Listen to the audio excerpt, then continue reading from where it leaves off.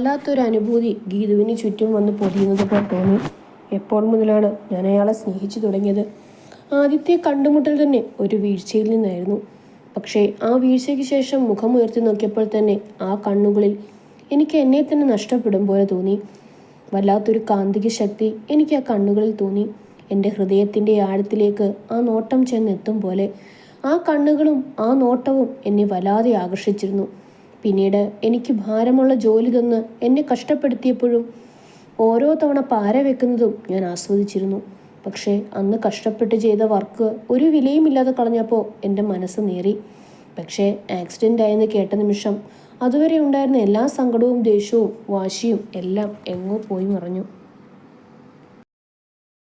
ആ നിമിഷം മുതൽ അർജുനോടുള്ള സ്നേഹം എൻ്റെ ഉള്ളിൽ ഉടലെടുത്തു.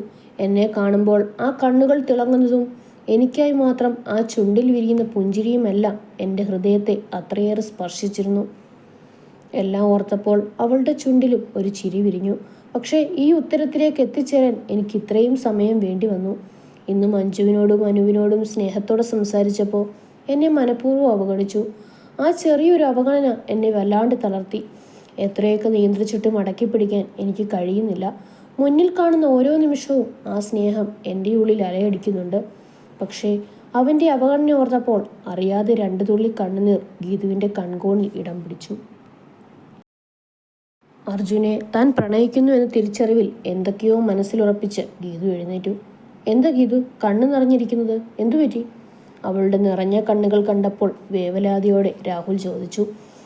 ഏയ് ഒന്നുമില്ല രാഹുൽ ഏട്ടാ, മീറ്റിംഗ് തുടങ്ങാൻ പോവല്ലേ, അതും സാറിന് ഇത്ര ഇമ്പോർട്ടൻ്റ് ആയ വർക്ക് പ്രസൻറ്റേഷൻ തയ്യാറാക്കിയതോ ഞാൻ.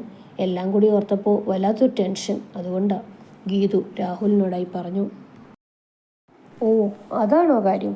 താൻ വിഷമിക്കാതടോ, എല്ലാം ശരിയാവും, സ്വന്തം കഴിവിൽ വിശ്വസിക്കുക, ഗീതുവിൻ്റെ തോളിൽ തട്ടിക്കൊണ്ട് രാഹുൽ പറഞ്ഞു. പക്ഷേ ഈ കാഴ്ച കണ്ടുകൊണ്ടാണ് അർജുൻ പുറത്തേക്ക് വന്നത്. അവൻ്റെ പിന്നിലായി ഗായത്രിയും. പെട്ടെന്ന് അർജുൻ നിശ്ചലനായപ്പോൾ ഗായത്രിയും അവിടെ നിന്നു. അവൻ്റെ കണ്ണുകൾ ചുമക്കുന്നതും അവൻ മുഷ്ടി ചുരുട്ടി ദേഷ്യം അടക്കി പിടിക്കുന്നതും അവളുടെ കണ്ണിൽ പെട്ടു. കാരണം എന്തെന്നറിയാൻ അർജുൻ്റെ കണ്ണുകളെ പിന്തുടർന്നപ്പോൾ ഗീതുവിൻ്റെ തോളിൽ കൈവച്ച് നിൽക്കുന്ന രാഹുലിനെയും അവൾ കണ്ടു. അതാണ് അർജുൻ്റെ ദേഷ്യത്തെ പിന്നിലെ കാരണമെന്ന് ഗായത്രിക്ക് മനസ്സിലായി. കിട്ടിയ അവസരം മുതലാക്കാൻ തന്നെ അവൾ തീരുമാനിച്ചു. സാർ അത് നോക്കി നിൽക്കുവാണോ? ഇതിപ്പോൾ ഇവിടെ സ്ഥിരമാണ്. ഇപ്പം ഇത്രയും അല്ലേ സംഭവിച്ചുള്ളൂ. സാറില്ലാതിരുന്ന സമയത്ത് ഇതിലും ക്ലോസ് ആയിട്ടായിരുന്നു 2 പേരുടെയും ഇടപെടൽ. ഒരുമിച്ച് കൈകോർത്ത് നടക്കലും കെട്ടിപ്പിടുത്തവും ഒക്കെ ഉണ്ടായിരുന്നു. സാറില്ലാത്തത് കൊണ്ട് നാഥനില്ല കളരി പോലെയായിരുന്നു ഓഫീസ്. കിട്ടിയ അവസരം 2 പേരും നന്നായി ഉപയോഗിച്ചു. അതുമാത്രമല്ല, ബാക്കി സാറിനോട് പറയാൻ തന്നെ എനിക്ക് ബുദ്ധിമുട്ടാണ്. Stop it. കൈ ഉയർത്തി ഗായത്രിയെ തടഞ്ഞു. ഗീതികയോട് ആ പ്രസന്റേഷൻ റിപ്പോർട്ട് എടുത്തുകൊണ്ട് ക്യാബിനിലേക്ക് വരാൻ പറയാം എന്ന് പറഞ്ഞ് അർജുൻ ക്യാബിനിലേക്ക് കയറിപ്പോയി. അവിടെ ചെന്ന് മുന്നിൽ കിടന്ന ചയറ് തള്ളി മറിച്ച് അർജുൻ അവൻ്റെ സീറ്റിലേക്കിരുന്നു. ഗായത്രി പറഞ്ഞ വാക്കുകൾ അവൻ്റെ ഉള്ളിൽ ആഴത്തിലുള്ള ഒരു മുറിവ് സൃഷ്ടിച്ചിരുന്നു. തലയ്ക്ക് ഭാരം തോന്നും പോലെ അവന് തോന്നി. അന്ന് ഹോസ്പിറ്റലിൽ വെച്ച് തനിക്കായി ഗീതു പൊഴിച്ച കണ്ണുനീർ പോലും കള്ളത്തരമാണെന്ന് അവന് തോന്നി. അതേസമയം അന്ന് അവളുടെ കണ്ണിൽ കണ്ട നീർമുത്തുകൾ തന്നോടുള്ള നിസ്വാർത്ഥ സ്നേഹത്തിൻ്റെ അടയാളമാണെന്ന് അവൻ്റെ മനസ്സ് പറഞ്ഞുകൊണ്ടിരുന്നു. ഇതുവരെ ഉണ്ടായ കാര്യങ്ങൾ അത്രയും അർജുൻ്റെ മനസ്സിൽ ഒരു തിരമാല പോലെ അലയടിച്ചുകൊണ്ടിരുന്നു. അന്നവൾ രാഹുലിനോടൊപ്പം പോയതും ആക്സിഡന്റിന് മുന്നേ അവരെ ഒന്നിച്ചു കണ്ടതും ഗായത്രിയുടെ വാക്കുകളും എല്ലാം. അതേസമയം അന്ന് ആശുപത്രിയിൽ വെച്ചുണ്ടായ സംഭവവും എന്താണ് സത്യമെന്നറിയാതെ അവൻ്റെ മനസ്സുഴറി.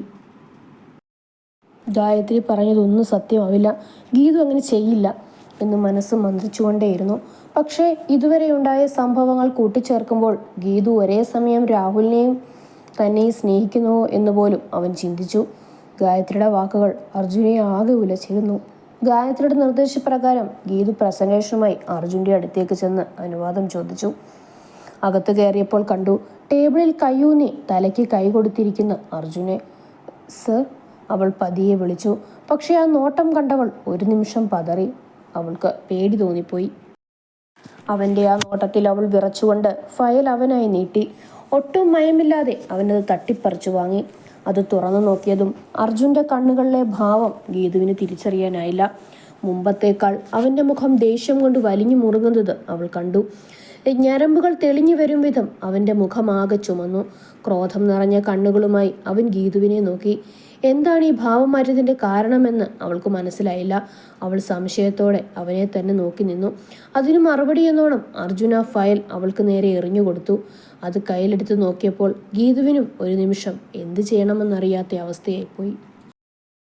ആ പ്രസൻറ്റേഷൻ റിപ്പോർട്ടിന് പകരം വേറെ കുറച്ച് പേപ്പേഴ്സ് ആയിരുന്നു അതിൽ. മുഴുവനും കളർ പെൻസിൽ കൊണ്ട് ചിത്രം വരച്ചും കുത്തിവരച്ച രീതിയിലുള്ള പേപ്പേഴ്സ്.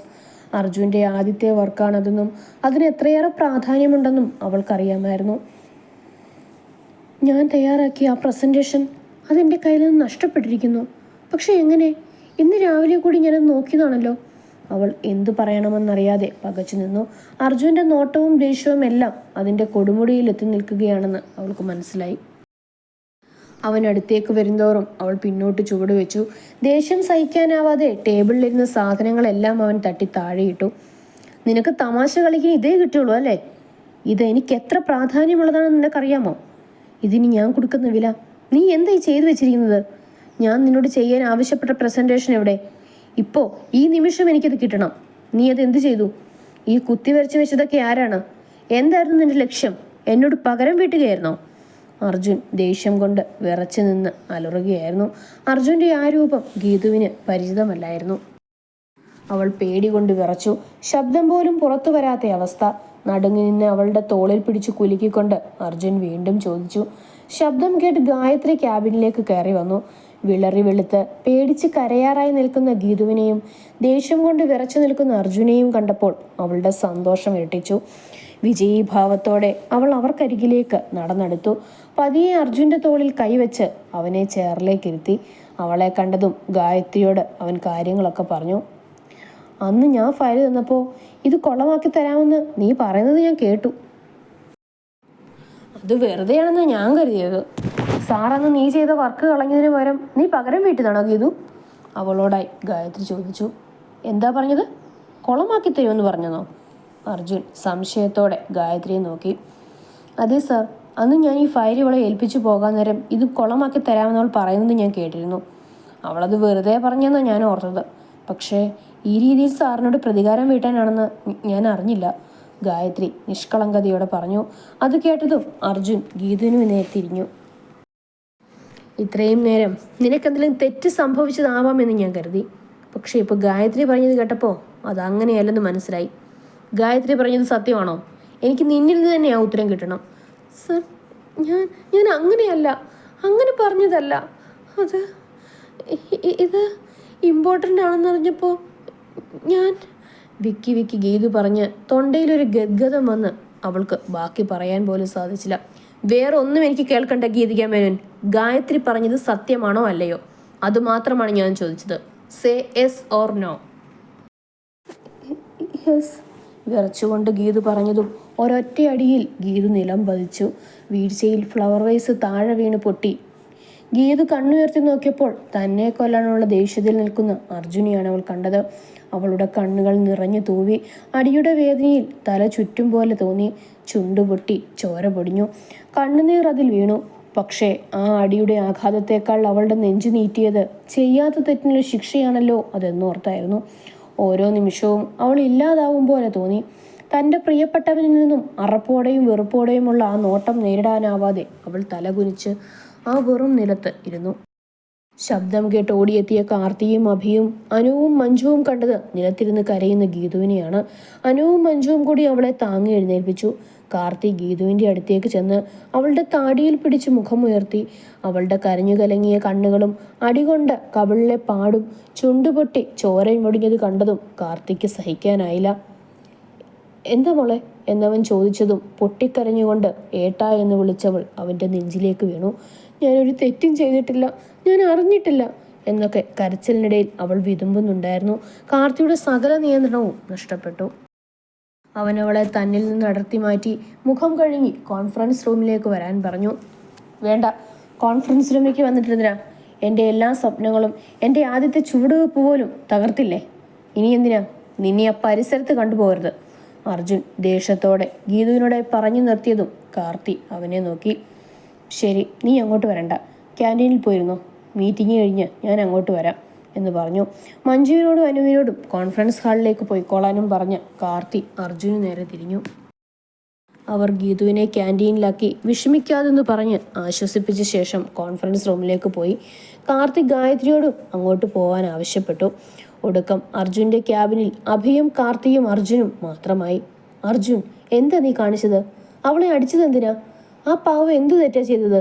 കാർത്തി അവൻ്റെ ദേഷ്യം അടക്കി പിടിച്ച് ചോദിച്ചു. ഓ, നീ ഇപ്പോൾ അവിടെ സൈഡായോ? മഞ്ജിമയെ വളയ്ക്കാനായി പെങ്ങളായിട്ട് അവളെ അങ്ങ് ഏറ്റെടുത്തേക്കുമല്ലേ? അതുകൊണ്ടാവല്ലേ ഇന്നലെ കണ്ട് അവൾക്ക് വേണ്ടി എന്നോട് തട്ടിക്കയറുന്നത്? അർജുനും വിട്ടുകൊടുക്കാൻ തയ്യാറായില്ല. അവളെ ഞാൻ പെങ്ങളായി ഏറ്റെടുത്തു, ശരിയാണ്. എനിക്ക് ജനിക്കാതെ പോയ എൻ്റെ കൂടപ്പറപ്പായ ഞാൻ അവളെ കാണുന്നത്. പക്ഷേ അത് നീ പറഞ്ഞ പോലെ മഞ്ജുവിനെ വളയ്ക്കാൻ വേണ്ടി മാത്രം ഏറ്റെടുത്തതല്ല. പിന്നെ അവൾക്ക് വേണ്ടി നിന്നോട് വാദിക്കുന്നത് അത് ന്യായം അവളുടെ ഭാഗത്താണെന്ന് ആരെക്കാളും നന്നായി എനിക്കറിയാവുന്നതുകൊണ്ടാണ്. ഓ, ഒന്ന് നിർത്തുന്നുണ്ടോ അവൻ്റെ ഒരു ഗീതൂപുരാണം? മനുഷ്യനോട് എല്ലാം നഷ്ടപ്പെട്ട് നിൽക്കുക. എൻ്റെ ബിസിനസ്സിലേക്ക് ഉള്ള ആദ്യത്തെ ചുവടുവെപ്പാണ് വർമ്മ ഡിസൈൻസുമായുള്ളത്. ആ പ്രോജക്റ്റിന് ബാക്കിയെല്ലാം ശരിയായി. ആ പ്രസൻറ്റേഷൻ കൂടി അവർക്ക് ഇംപ്രസ്ഡ് ആയാൽ ഇനിയുള്ള അവരുടെ എല്ലാ ബിസിനസ് സംരംഭവുമായി ഒരു കയ്യൊപ്പ് ചേർത്താൻ എനിക്ക് സാധിച്ചേനെ. പക്ഷേ എല്ലാം തകർത്ത് കളഞ്ഞില്ലേ അവൾ? അച്ഛൻ്റെ മുഖത്ത് ഞാൻ ഇനി എങ്ങനെ നോക്കും? അർജുൻ നിരാശ കലർന്ന സ്വരത്തിൽ പറഞ്ഞു. നിനക്കൊന്നും നഷ്ടപ്പെട്ടിട്ടില്ല അർജുൻ, എല്ലാം സേഫാണ്. പിന്നെ ഇപ്പം നീ ഗീതനോട് ചെയ്തത് ഒട്ടും ശരിയായില്ല, അതും അവൾ ചെയ്യാത്ത തെറ്റിന്. അഭി, നീ ഇവനെയും കുട്ടിക്കൊണ്ട് കോൺഫറൻസ് ഹാളിലേക്ക് ചെല്ല്. 10 മിനിറ്റിനുള്ളിൽ പ്രസൻറ്റേഷൻ റിപ്പോർട്ടുമായി ഞാൻ അവിടെ എത്തും. എന്നിട്ട് സ്റ്റാർട്ട് ചെയ്യാം. കാർത്തി അഭിയോടായി പറഞ്ഞ് എന്തോ തീരുമാനിച്ചുറപ്പിച്ചതുപോലെ പോയി. അവൻ്റെ വാക്കുകളെ കോൺഫിഡൻസ് കണ്ടപ്പോൾ അവനെ വിശ്വസിച്ചുകൊണ്ട് അർജുനും അഭിയും കോൺഫറൻസ് ഹാളിലേക്ക് പോയി. വർമ്മ ഗ്രൂപ്പ്സിൽ നിന്ന് എത്തിയവരും വിശ്വനാഥനും പുതിയ എംപ്ലോയീസിൽ നിന്നും സെലക്റ്റഡ് ആയ കുറച്ച് പേരും അവിടെ സ്ഥാനം ഉറപ്പിച്ചിരുന്നു. അഭി എല്ലാവരെയും വെൽക്കം ചെയ്തു. പറഞ്ഞതുപോലെ 10 മിനിറ്റ് കഴിഞ്ഞപ്പോൾ കാർത്തി ഫയലുമായി എത്തി. അനുവിനും അഭിക്കും അർജുനും മഞ്ജുവിനും എല്ലാവർക്കും സന്തോഷം തോന്നി. ഒപ്പം വല്ലാത്തൊരാശ്വാസവും. എന്നാൽ ഒരാളുടെ കണ്ണിൽ മാത്രം അത്ഭുതം നിറഞ്ഞിരുന്നു, ഒപ്പം ഭയവും. അർജുൻ ഉടനെ അതൊന്ന് ബ്രീഫായി വായിച്ചു നോക്കി. ഓരോ കാര്യങ്ങളും മനസ്സിലാവും വിധം നന്നായി എക്സ്പ്ലെയിൻ ചെയ്തിട്ടുണ്ടായിരുന്നു. യുണീക്കായുള്ള രീതിയിലായിരുന്നു അതിലെ ആശയങ്ങൾ ഓരോന്നും അവതരിപ്പിച്ചിരുന്നത്. ഉടനെ തന്നെ പ്രൊജക്ടർ ഓൺ ചെയ്തു. അർജുൻ അതിലെ ഓരോ കാര്യങ്ങളും നല്ല രീതിയിൽ അവതരിപ്പിച്ചു. ഇടയ്ക്കൊക്കെ അവൻ്റെ കണ്ണുകൾ ഗീതുവിനായി അനുവദിച്ച സ്ഥാനത്തേക്ക് പോയി. അവിടം ശൂന്യമായി കിടക്കുന്നത് അവനെ കുത്തി നോവിച്ചു. ഇടയ്ക്ക് അങ്ങോട്ട് നോട്ടം പോകുമ്പോൾ അവൻ പതറിയിരുന്നു. പ്രകൃതിയുമായി ഇണങ്ങിച്ചേർന്ന വിധത്തിലുള്ള ഒരു എഡ്യൂക്കേഷണൽ ഇൻസ്റ്റിറ്റ്യൂട്ട്, അതായിരുന്നു ഗീതുവിൻ്റെ ആശയം. നന്നായി എക്സ്പീരിയൻസ്ഡ് ആയ ഒരാൾ തയ്യാറാക്കിയ പ്രസൻറ്റേഷൻ പോലെയാണ് എല്ലാവർക്കും തോന്നിയത്. പ്രസൻറ്റേഷൻ കഴിഞ്ഞതും വർമ്മ ഗ്രൂപ്പ്സിൽ നിന്നും വന്നവരും അവിടെ കൂടിയിരുന്ന സ്റ്റാഫുകളും എല്ലാം എഴുന്നേറ്റ് നിന്ന് കൈയടിച്ചു. ശേഷം അർജുനെ തേടി ഒരു അഭിനന്ദന പ്രവാഹം തന്നെ എത്തി. എല്ലാവർക്കും നന്നായി ഇഷ്ടപ്പെട്ടു എന്നതിൽ പ്രത്യേകിച്ച് അത്ഭുതമൊന്നും കാർത്തിക്ക് തോന്നിയില്ല. കാരണം അർജുൻ്റെയും ഗീതുവിൻ്റെയും കഴിവിൽ ആരേക്കാളും വിശ്വാസം കാർത്തിക്കുണ്ടായിരുന്നു. The presentation was amazing. ഒരു എഡ്യൂക്കേഷൻ ഇൻസ്റ്റിറ്റ്യൂട്ട് എന്ന് പറഞ്ഞപ്പോൾ ഈ രീതിയിലൊരു ആശയം ഒട്ടും പ്രതീക്ഷിച്ചില്ല. അർജുൻ്റെ അവതരണവും നന്നായി ആദ്യത്തെ അറ്റംപ്റ്റ് ആയതുകൊണ്ട് ഇടയ്ക്കൊരു പതർച്ച തോന്നിയെങ്കിലും ആ പ്രസൻറ്റേഷന് 100-ൽ 100 മാർക്ക് കൊടുക്കാം എന്ന് വർമ്മ ഡിസൈൻസിൽ നിന്ന് എത്തിയവരുടെ വാക്കുകൾ വിശ്വനാഥിനെയും അർജുനെയും ഒരുപോലെ സന്തോഷിപ്പിച്ചു. സ്വന്തം മകനെ ഓർത്ത് ആ അച്ഛൻ അഭിമാനം കൊണ്ട നിമിഷമായിരുന്നു അത്. മീറ്റിങ്ങിന് ശേഷം അവരെയും കൂട്ടിക്കൊണ്ട് വിശ്വനാഥനും അദ്ദേഹത്തിൻ്റെ PA പ്രിയയും കൂടി അദ്ദേഹത്തിൻ്റെ ഓഫീസിലേക്ക് പോയി. അർജുനും അഭിയും കാർത്തിയും അനുവും മഞ്ജുവും ഗായത്രിയും മാത്രമായി. ഗായത്രി പോവാൻ തുടങ്ങിയതും കാർത്തി അവളോട് പോവരുതെന്ന് പറഞ്ഞു. അവൾക്കൊരു കോൾ ഉണ്ടെന്ന് പറഞ്ഞ് വീണ്ടും അവൾ പോവാൻ തുടങ്ങിയപ്പോൾ കാർത്തി അവളുടെ കയ്യിൽ പിടിച്ചു വലിച്ച് ബാക്കിയുള്ളവരുടെ അടുത്തേക്ക് വലിച്ചിട്ടു. കാർത്തി, നീ എന്തേ കാണിക്കുന്നത്? അർജുൻ അവൾക്ക് വേണ്ടി സംസാരിച്ചതും അവൾക്ക് അല്പം ധൈര്യം വന്നു. താനെന്തിന് എന്നെ പിടിച്ചു നിർത്തുന്നത് എന്ന് പറഞ്ഞ് ഗായത്രി കാർത്തിക്ക് നേരെ ചാടാൻ തുടങ്ങിയതും കരണം പുകച്ചൊരു അടി കൊടുത്തുകൊണ്ടാണ് അവനതിന് മറുപടി കൊടുത്തത്. കാർത്തി, നീ എന്തൊക്കെ ഈ കാട്ടിക്കൂട്ടുന്നത്? ഗായത്രി അടിക്കാൻ മാത്രം എന്ത് തെറ്റാ അവൾ ചെയ്തത്? ഈ കാണാതായ പ്രസൻറ്റേഷൻ നിന്റെ കയ്യിൽ എങ്ങനെ എത്തി? അഭി ഒന്നും മനസ്സിലാവാതെ ചോദിച്ചു. പറയാടാ, എല്ലാം പറയാം. അതിനു മുൻപ് അർജുൻ, നിന്നോട് എന്തധികാരത്തിലാണ് നീ ഗീതുവിനെ തല്ലിയത്? അവളാണ് ആ പ്രസൻറ്റേഷൻ നഷ്ടപ്പെടുത്തിയതെന്നും അത് കുത്തിവരച്ച് നാശമാക്കുന്നതെന്നും നിനക്ക് എന്താ ഉറപ്പ്? അത് അവളാണ് ചെയ്തതെന്ന് നീ സ്വയം അങ്ങ് തീരുമാനിച്ചു. അവൾക്ക് പറയാനുള്ളതൊന്ന് കേൾക്കാൻ പോലും നീ തയ്യാറായില്ലല്ലോ. കാർത്തിയുടെ പെട്ടെന്നുള്ള മനോഭാവം കണ്ടപ്പോൾ അർജുനും താൻ എടുത്തു ചാടിയതുപോലെ തോന്നി. പേടിച്ചു വിറച്ചു നിന്ന ഗീതുവിന്റെ മുഖം അവന്റെ മനസ്സിൽ വന്നു. പക്ഷേ അവളത് കുളമാക്കി തരുമെന്ന് പറയുന്നത് ഗായത്രി കേട്ടതാ. കാർത്തി, അർജുൻ അവന്റെ ഭാഗം പറഞ്ഞു. നീ തന്നെയല്ലേ അന്ന് അവൾ തയ്യാറാക്കിയ റിപ്പോർട്ട്സ് ഡസ്റ്റ്ബിന്നിലേക്ക് ഇട്ടത്? അന്ന് ഒരു ദിവസം മുഴുവനും അവൾ കഷ്ടപ്പെട്ട് ചെയ്തതിന് ഒരു വാല്യൂവും കൊടുക്കാതിരുന്നപ്പോൾ ഇതും അങ്ങനൊരു പണിയായെന്ന് അവൾക്ക് തോന്നിയത് ഒരു തെറ്റാണോ? കാർത്തിയുടെ ചോദ്യത്തിന് അർജുനും മറുപടി ഉണ്ടായിരുന്നില്ല. ശരിയാ, ഗീതു അത് കുളമാക്കി തരുമെന്ന് പറഞ്ഞു. അതിനുശേഷം അഥവാ ഇത് നടക്കാൻ പോണതാണോ എന്നൊരു സംശയം തോന്നിയപ്പോൾ അത് അവൾ ചോദിക്കേണ്ടവരോട് ചോദിച്ചു. കൺഫേം ചെയ്തു. കഷ്ടപ്പെട്ട ആ പ്രസന്റേഷൻ എഴുതിയും തുടങ്ങി. എന്നെയും മഞ്ജുവിനെയും അവൾ കാണിച്ചതുമാണ്. കാർത്തി ദേഷ്യത്തോടെ പറഞ്ഞു നിർത്തി. പിന്നെ ആരാ പ്രസന്റേഷൻ നാശമാക്കിയത്? അഭി ചോദിച്ചു. ഇവൾ, ഈ ഗായത്രി. അവൾക്ക് നേരെ കൈ ചൂണ്ടി കാർത്തി പറഞ്ഞു. നോ, ഞാനില്ല സർ, ഇയാൾ പറയുന്നതൊന്നും വിശ്വസിക്കരുത്, ഞാനിത് ചെയ്തിട്ടില്ല. ഗായത്രി കണ്ണീരോടെ പറഞ്ഞു. തർക്കിക്കുന്നതിനും കള്ളുനീർ പൊഴിക്കുന്നതിനും മുന്നേ മാഡം ക്യാമറ കണ്ടു കാണില്ലല്ലോ. ആർക്കും പെട്ടെന്ന് ശ്രദ്ധ ചെല്ലാത്ത രീതിയിലാണ് അത് ഫിറ്റ് ചെയ്തിരുന്നത്. അവൾ ഗീതുവിൻ്റെ സീറ്റിൽ നിന്നും ഫയലെടുത്ത് പകരം വേറൊരെണ്ണം അവിടെ വെക്കുന്നതും കൃത്യമായി അതിൽ പതിഞ്ഞിരുന്നു. ഇവൾ രാവിലെ മുതൽ ഗീതുവിൻ്റെ സീറ്റിലൂടെ നടക്കുന്നതും ഞാൻ കണ്ടതാ. അപ്പോൾ ഒരു സംശയം തോന്നി പുറകെ പോയി നോക്കിയപ്പോഴാണ് അവൾ ഈ ഫയലെടുത്ത് മാറ്റി പകരം വെക്കുന്നത് കണ്ടത്. ഇവളുടെ പിന്നാലെ പോയപ്പോൾ ഇവളുടെ ക്യാബിനിലെ ഡസ്റ്റ്ബിന്നിലേക്ക് അവളത് ഇടുന്നത് ഞാൻ കണ്ടു. ഡസ്റ്റ്ബിന്നിൽ പോയി ആരും ഫയൽ തപ്പില്ലല്ലോ. എന്നിട്ട് ഈ നിൽക്കുന്ന മോൾ ചെയ്തതിന് നീ ശിക്ഷിച്ചതോ ഒരു തെറ്റും ചെയ്യാത്ത ആ പാവത്തിനെ. കാർത്തി പറഞ്ഞു നിർത്തിയതും അർജുൻ തല കുനിച്ചു നിന്നു. പക്ഷേ അതേസമയം അവൻ്റെ കണ്ണിൽ ഗായത്രിയോടുള്ള ദേഷ്യം അലയടിച്ചു. ഇതുവരെയുള്ള എല്ലാ ചോദ്യത്തിനും എനിക്ക് ഉത്തരം കിട്ടി. ഗീതുവാണ് ഇത് ചെയ്തതെന്ന് സംശയം എനിക്ക് തോന്നിയതുപോലും അവളോട് അന്ന് ഞാൻ ചെയ്തതിന് അവൾ പകരം വീട്ടിയതാണെന്നൊരു ചിന്ത മനസ്സിൽ കൂടി കടന്നുപോയതുകൊണ്ടാണ്. പക്ഷെ നീ എന്തിനാ ഇത് ചെയ്തത്? എന്നോട് ഇത്രയും വലിയൊരു ക്രൂരത കാട്ടാൻ മാത്രം നിനക്ക് എന്നോട് എന്താ ഇത്ര പക? മിണ്ടാതെ നിൽക്കുന്ന ഗായത്രിയെ കണ്ടപ്പോൾ അർജുൻ്റെ കണ്ണുകളിൽ ദേഷ്യം വർദ്ധിച്ചു.